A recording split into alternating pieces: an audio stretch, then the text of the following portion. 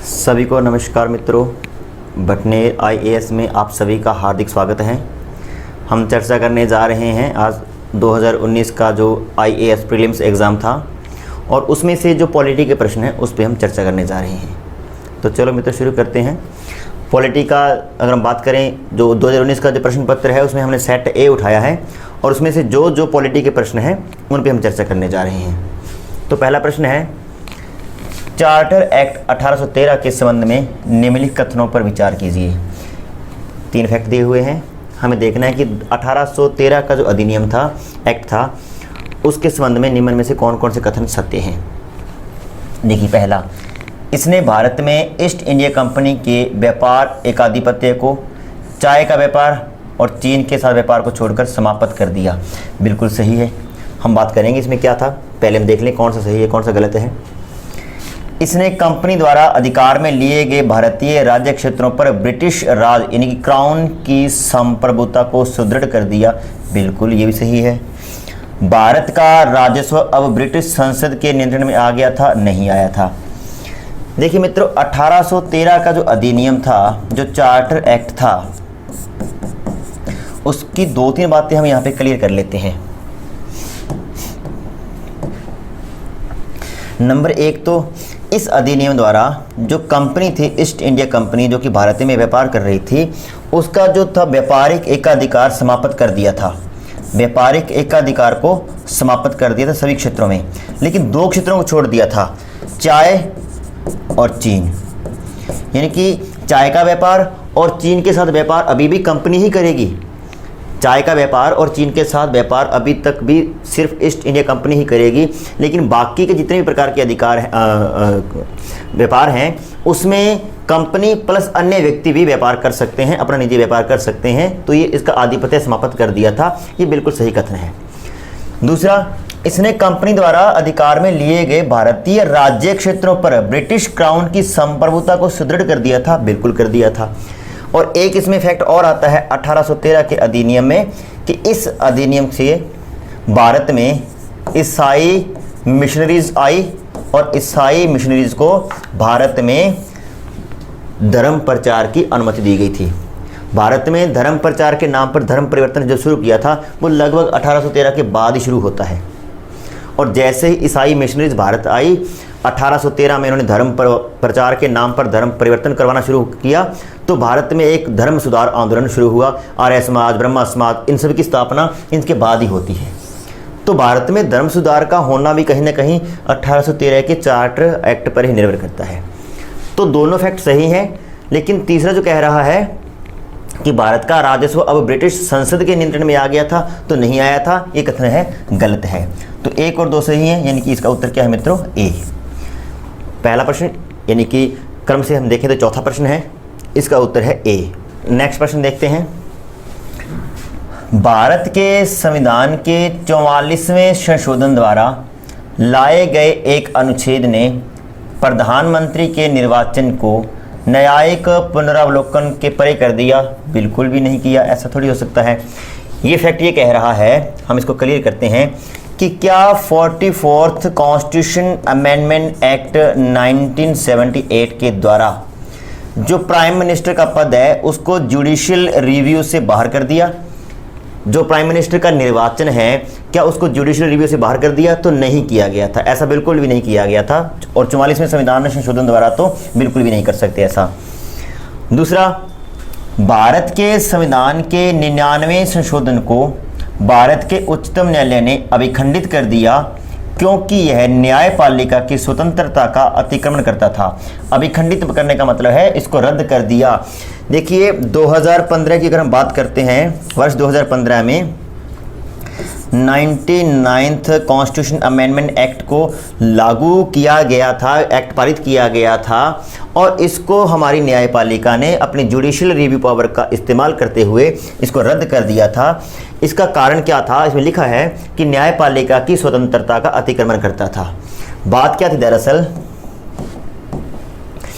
जब हम आर्टिकल 50 को पढ़ते हैं और हम पढ़ते हैं कि राज्य क्या करेगा, एग्जीक्यूटिव और जुडिशरी को अलग अलग करेगा, कार्यपालिका और न्यायपालिका को पृथक पृथक करेगा। लेकिन 99th कॉन्स्टिट्यूशन अमेंडमेंट एक्ट द्वारा एक संस्था बनाई गई एनजेक, राष्ट्रीय न्यायिक नियुक्ति आयोग, यानी कि कॉलेजियम प्रणाली जो 1993 में शुरू की गई थी। 1993 में जो कॉलेजियम प्रणाली हमने शुरू की है उसको समाप्त करके एक आयोग बना दिया,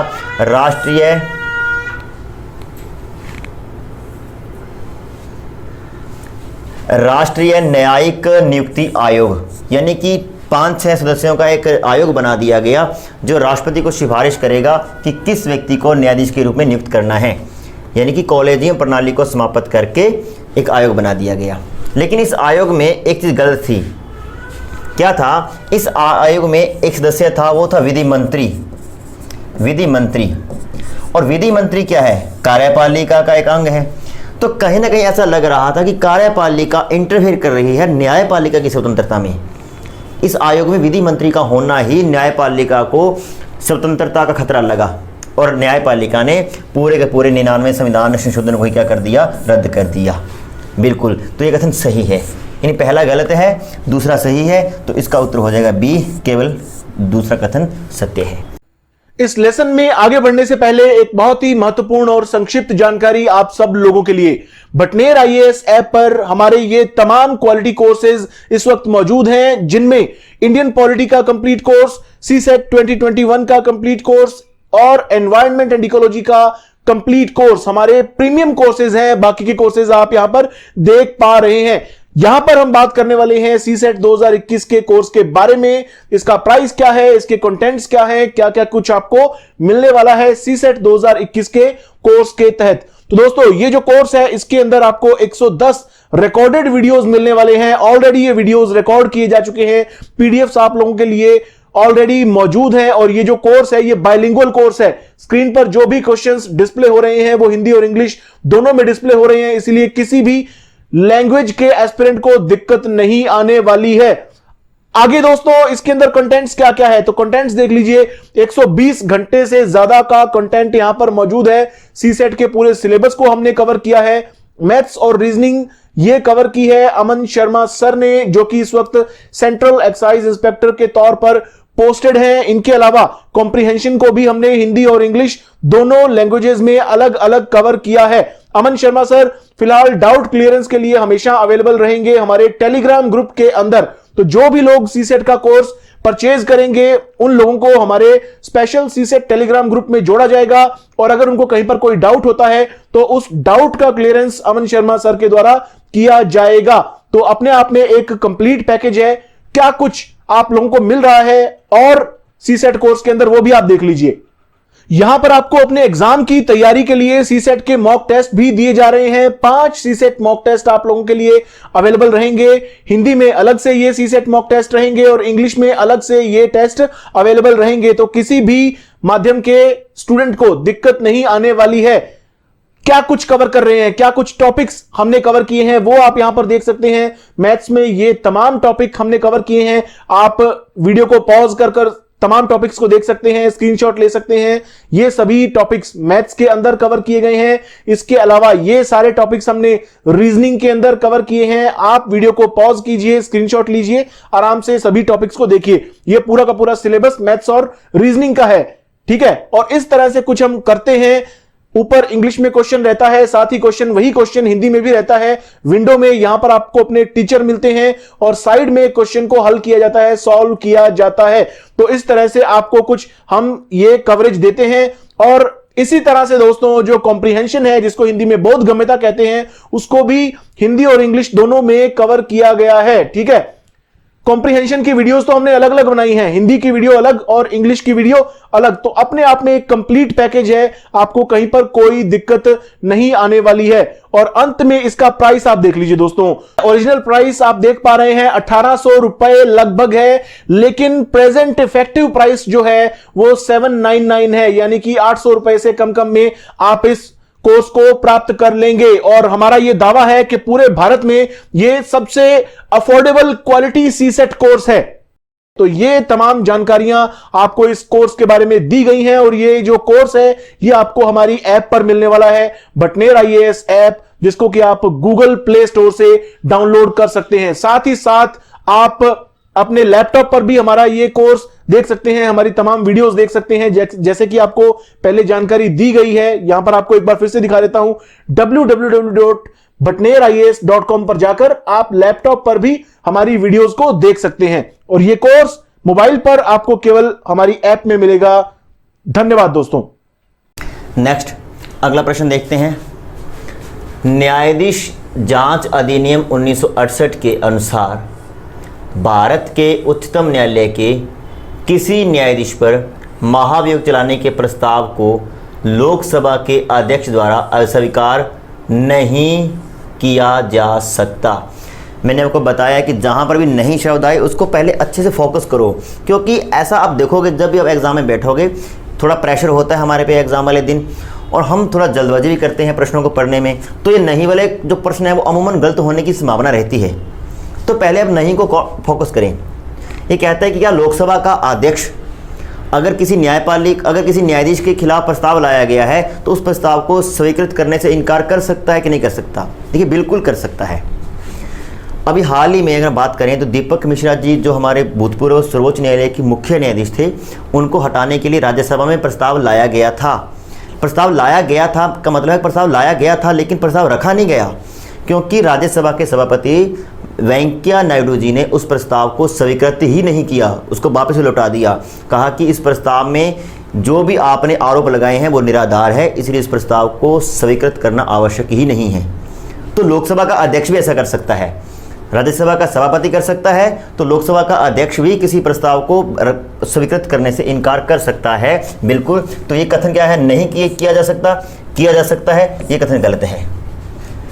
ये कहता है कि लोकसभा का अध्यक्ष द्वारा अस्वीकार नहीं किया जा सकता, जबकि मैं कह रहा हूं किया जा सकता है, तो ये फैक्ट क्या है? गलत है। दूसरा, भारत का संविधान यह परिभाषित करता है और ब्यौरे देता है कि क्या क्या भारत के उच्चतम न्यायालय के न्यायाधीश की अक्षमता और सिद्ध कदाचार को गठित करते हैं। अक्षमता और सिद्ध कदाचार का मतलब क्या है, इसको संविधान में कहीं पर भी परिभाषित नहीं कर रखा कि अक्षमता का मतलब क्या होगा, सिद्ध कदाचार का मतलब क्या होगा। हमारे संविधान में इस संदर्भ में, न्यायपालिका के संदर्भ में इसको परिभाषित नहीं कर रखा, जबकि ये फैक्ट कह रहा है कि भारत का संविधान यह परिभाषित करता है कि क्या क्या है चीज़ें हैं जो अक्षमता और सिद्ध कदाचार के अंदर आती है। तो नहीं किया हुआ, तो ये कथन भी गलत है। नेक्स्ट, भारत के उच्चतम न्यायालय के न्यायाधीशों के महाभियोग की प्रक्रिया के ब्यौरे न्यायाधीश जांच अधिनियम 1968 में दिए गए हैं। बिल्कुल। देखिए, महाभियोग शब्द का हम प्रयोग कर रहे हैं। कॉन्स्टिट्यूशनली अगर हम बात करें तो महाभियोग शब्द का प्रयोग केवल और केवल किसके लिए होता है? राष्ट्रपति के लिए। उपराष्ट्रपति, सर्वोच्च न्यायालय का मुख्य न्यायाधीश, सर्वोच्च न्यायालय के अन्य न्यायाधीश, हाई कोर्ट या अन्य किसी के लिए भी महाभियोग शब्द का प्रयोग करना ही गलत है, क्योंकि सिर्फ और सिर्फ आर्टिकल 56 और आर्टिकल 61 में ही महाभियोग शब्द का उल्लेख है। लेकिन जब हम बात करते हैं न्यायाधीशों को हटाने की, तो इसके लिए एक एक्ट बना हुआ है, न्यायाधीश जांच अधिनियम 1968। उस एक्ट में, उस अधिनियम में महाभियोग शब्द का प्रयोग किया गया है। यानी न्यायाधीशों को हटाने के लिए महाभियोग शब्द का प्रयोग है, तो वो एक अधिनियम में है, संविधान में नहीं है, इसलिए हम उसको महाभियोग बोल देते हैं। लेकिन ये क्या कह रहा है फैक्ट? भारत के उच्चतम न्यायालय के न्यायाधीशों के महाभियोग की प्रक्रिया के ब्यौरे न्यायाधीश जांच अधिनियम 1968 में दिए गए हैं। बिल्कुल, संविधान में नहीं दिए गए, 1968 में दिए गए हैं। दूसरा, अगला, यदि किसी न्यायाधीश के महाभियोग के प्रस्ताव को मतदान हेतु लिया जाता है तो विधि द्वारा अपेक्षित है कि यह प्रस्ताव संसद के प्रत्येक सदन द्वारा समर्थित हो और उस सदन की कुल सदस्य संख्या के बहुमत तथा संसद के उस सदन के कुल उपस्थित और मत देने वाले सदस्यों के कम से कम 2/3 द्वारा समर्थित हो। यानी फाइनली कहने का ये मतलब है कि अगर किसी भी न्यायाधीश के खिलाफ उसको हटाने के लिए प्रस्ताव लाया गया है तो वो प्रस्ताव संसद के एक सदन से विशेष बहुमत से पारित होना चाहिए। विशेष बहुमत का मतलब है कि उस सदन की कुल सदस्य संख्या का बहुमत भी चाहिए, प्लस उसी सदन में जितने लोग प्रेजेंट हैं, वोटिंग कर रहे हैं, उनका 2/3 बहुमत भी चाहिए। दोनों अगर हैं तो वो प्रस्ताव पारित हो जाएगा, वो दूसरे सदन के पास जाएगा, और अगर उसने भी पारित कर दिया तो ये फाइनली प्रस्ताव को पारित समझा जाएगा। ये कथन बिल्कुल सही है। कुल सदस्य संख्या के बहुमत और उपस्थित और मतदान करने वालों के 2/3 बहुमत से प्रस्ताव को पारित होना होगा, तभी प्रस्ताव को पारित माना जाएगा। ये बिल्कुल सही कथन है। तो कथन 3 और कथन 4 सही हैं, और अपना ऑप्शन कौन सा हो जाएगा इसमें? सी इसका सही उत्तर है। अगला प्रश्न है, किस प्रधानमंत्री के कार्यकाल के दौरान भारत के संविधान में 9वीं अनुसूची को पुनर्स्थापित किया गया? यानी भारत में जो भारत का संविधान है उसमें 9th शेड्यूल कब जोड़ी गई? देखिए, पहला जो संविधान संशोधन था 1951 में किया गया था, उसके द्वारा संविधान में 9वीं अनुसूची को जोड़ा गया। और ये पूछ रहा है कि किस प्रधानमंत्री के कार्यकाल के दौरान, और हमें पता है कि 1951 में देश के प्रधानमंत्री कौन थे? पंडित जवाहरलाल नेहरू। ये कुछ ज़्यादा बड़ा प्रश्न नहीं है, शायद इस प्रश्न पत्र का सबसे आसान प्रश्न यही है कि पंडित जवाहरलाल नेहरू उस समय देश के प्रधानमंत्री थे। नेक्स्ट, अगला प्रश्न, भारत सरकार द्वारा कोयला क्षेत्र का राष्ट्रीयकरण इंदिरा गांधी के कार्यकाल में किया गया था। बिल्कुल सही। इसके लिए एक अधिनियम बनाया गया था, कोयला खान राष्ट्रीयकरण अधिनियम 1973, और इस एक्ट के तहत इन खानों का, ये कोयला खानों का, ये कोयला क्षेत्र का राष्ट्रीयकरण किया गया था। तो पहला कथन सही है। दूसरा, वर्तमान में कोयला खंडों का आवंटन लॉटरी के आधार पर किया जाता है।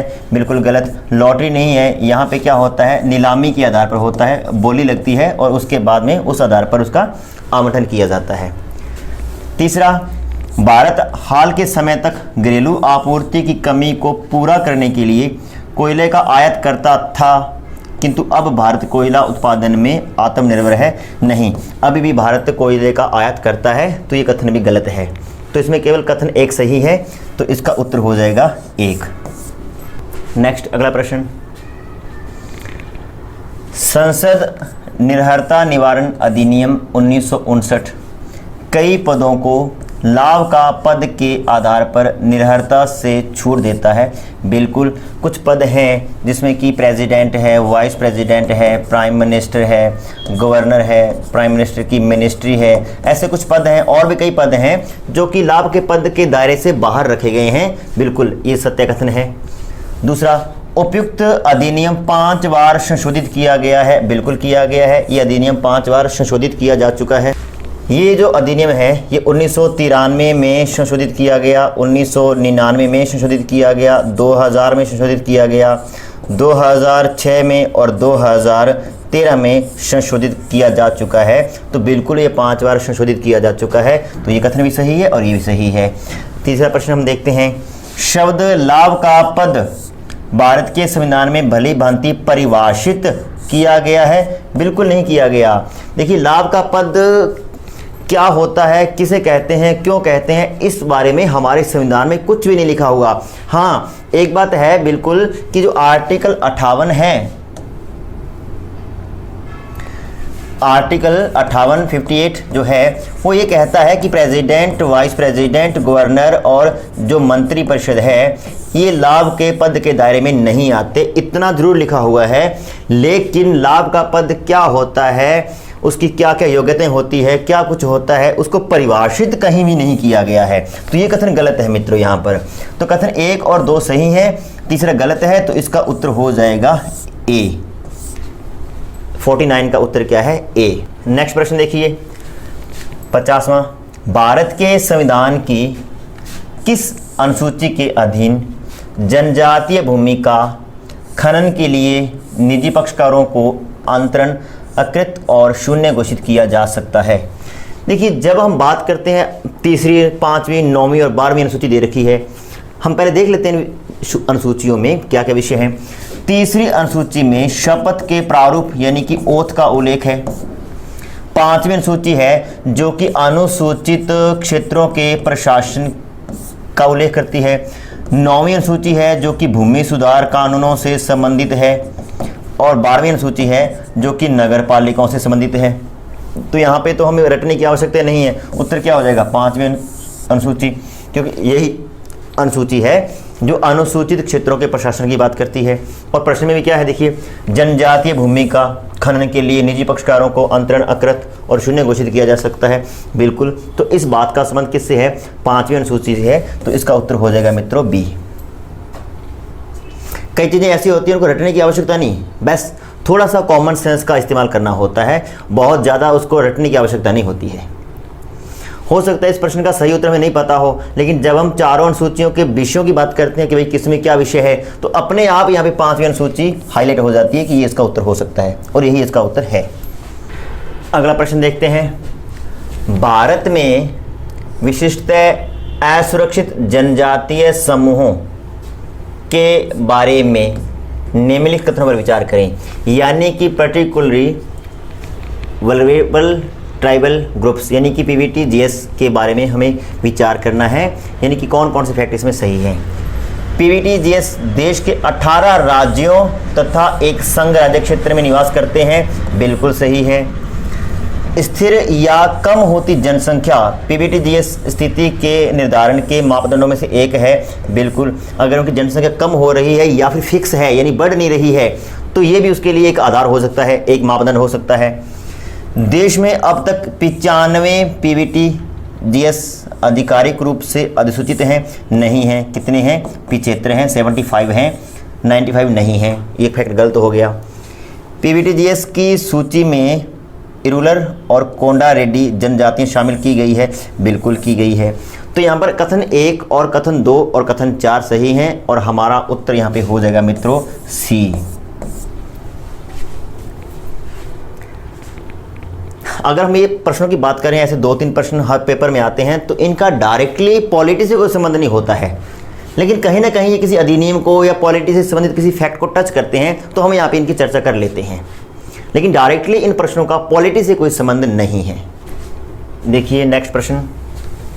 भारत के संविधान के संदर्भ में सामान्य विधियों में अंतर्विष्ट प्रतिषेध अथवा निर्बंधन अथवा उपबंध अनुच्छेद 142 के अधीन सांविधिक शक्तियों पर प्रतिषेध अथवा निर्बंधन की तरह कार्य नहीं कर सकते। निम्नलिखित में से कौन सा एक इसका अर्थ हो सकता है? प्रश्न को दोबारा सुने, काफ़ी लेंथी प्रश्न है। भारत के संविधान के संदर्भ में सामान्य विधियों में अंतर्विष्ट प्रतिषेध और निर्बंधन अथवा उपबंध और अनुच्छेद 142 के अधीन सांविधिक शक्तियों पर प्रतिषेध अथवा निर्बंधन की तरह कार्य नहीं कर सकते। यानी 2 चीजें दे रखी है और बता रखा है कि उसकी तरह कार्य नहीं कर सकते। निम्नलिखित में से कौन सा एक इसका अर्थ हो सकता है? अब देखते हैं ऑप्शन। भारत के निर्वाचन आयोग द्वारा अपने कर्तव्यों का निर्वहन करते समय लिए गए निर्णयों को किसी भी न्यायालय में चुनौती नहीं दी जा सकती। नहीं दी जा सकती। क्यों नहीं दी जा सकती? दी जा सकती है, ये कथन गलत है। दी जा सकती है, बिल्कुल। दूसरा, भारत का उच्चतम न्यायालय अपनी शक्तियों के प्रयोग में संसद द्वारा निर्मित विधियों से बाध्य नहीं होता है, बिल्कुल नहीं होता है। जो हमारा सुप्रीम कोर्ट है, संसद द्वारा बनाई गई विधियों से बाधित नहीं होता है। सुप्रीम कोर्ट का अपना क्राइटेरिया है, वो अपने सीमा में रहकर काम करता है। संसद द्वारा बनाई गई विधि उसको काम करने से नहीं रोक सकती है, बिल्कुल। नेक्स्ट, तो हमें हमारा उत्तर मिल ही गया। इसका उत्तर क्या हो जाएगा? बी। तो 52 का जो उत्तर है वो क्या है? बी। नेक्स्ट, भारत के किसी राज्य की विधानसभा के संदर्भ में निम्नलिखित कथनों पर विचार करें। हमें क्या करना है? स्टेट लेजिस्लेचर्स की बात हो रही है और इसमें 2 फैक्ट दे रखे हैं, हम देखते हैं। वर्ष के प्रथम सत्र के प्रारंभ में राज्यपाल सदन के सदस्यों के लिए रूढ़िगत संबोधन करता है, बिल्कुल। देखिए, जब लोकसभा के चुनाव होते हैं, उसका पहला सत्र होता है तो प्रेसिडेंट उसको संबोधित करते हैं, और जब राज्य विधानसभा का प्रथम सत्र होता है तो उसको गवर्नर अनिवार्य रूप से संबोधित करते हैं। ये कथन बिल्कुल सही है, ये कथन सही है।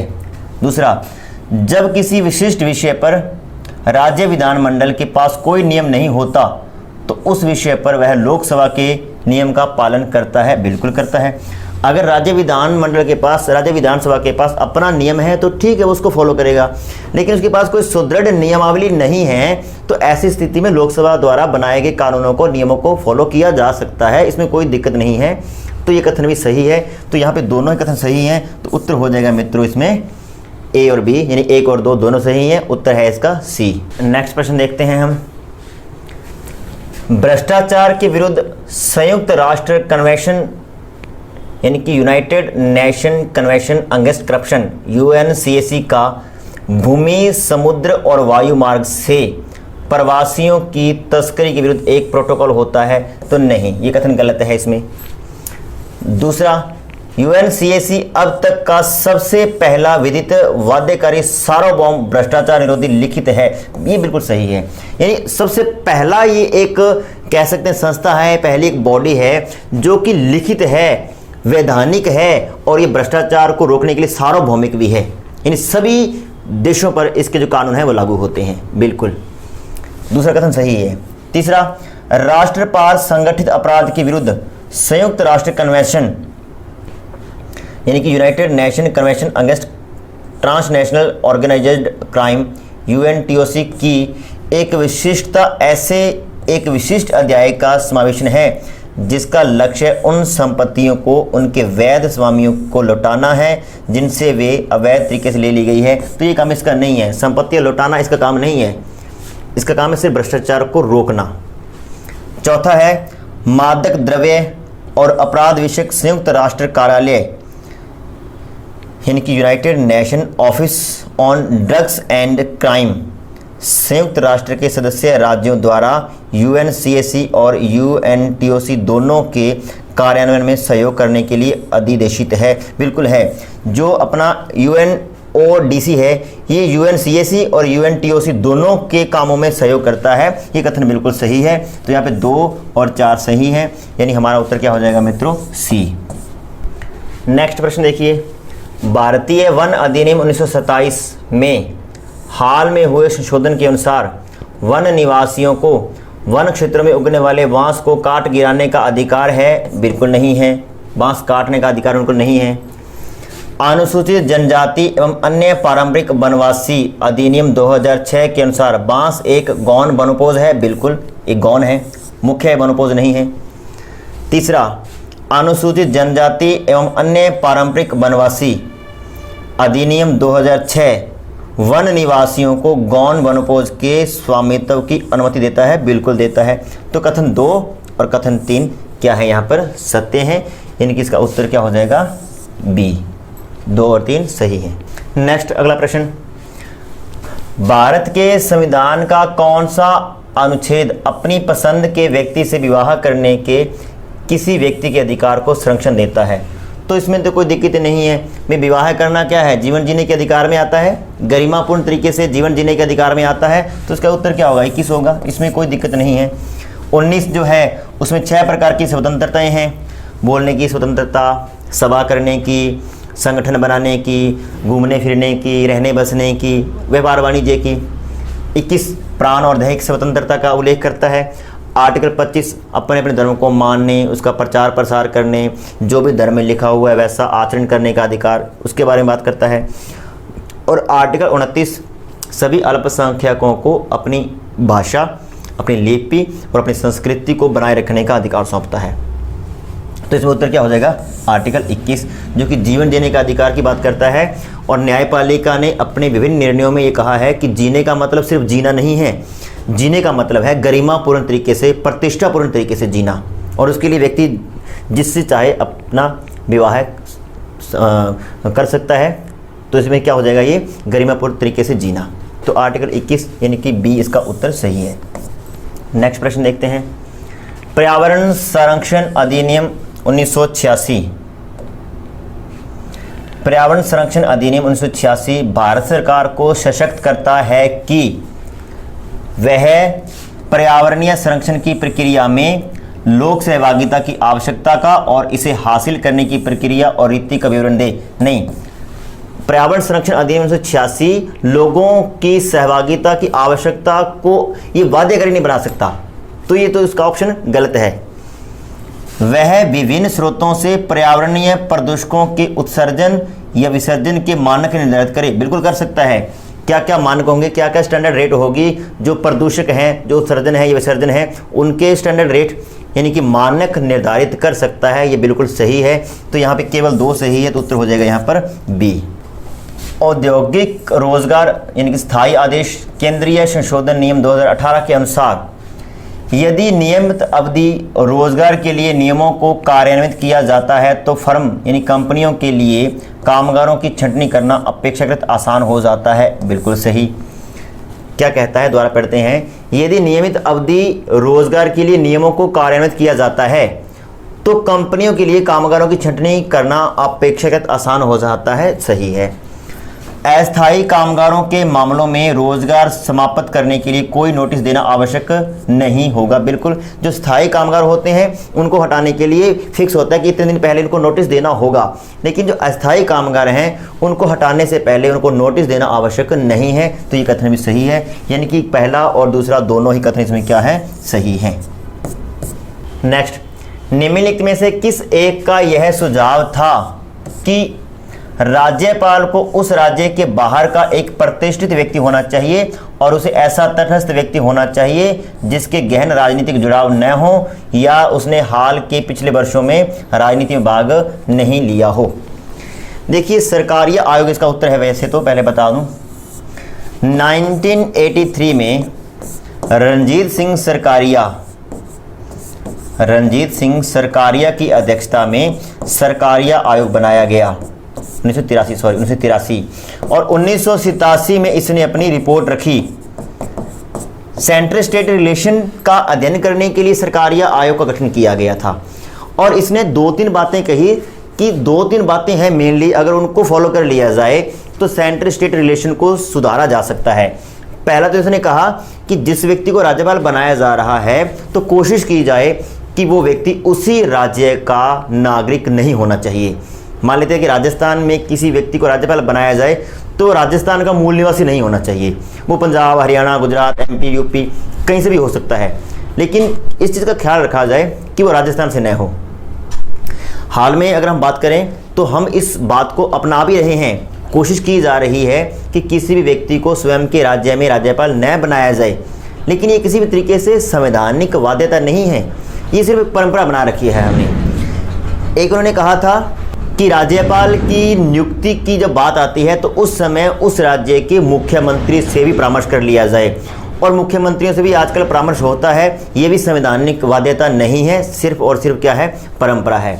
तो बिल्कुल ये 2-3 बातें थी, और ये भी कहा था कि जिस व्यक्ति को राज्यपाल बनाया जा रहा है उसका कोई भी पॉलिटिकल बैकग्राउंड नहीं होना चाहिए, यानी वो किसी पार्टी विशेष का सदस्य नहीं होना चाहिए, और पिछले कुछ समय से उसने ऐसा कोई पॉलिटिकल मूवमेंट नहीं की हो, तो ऐसे व्यक्ति को राज्यपाल बनाया जाए। ये सारी की सारी जो रिकमेंडेशन थी ये किसकी थी, सरकारी आयोग की।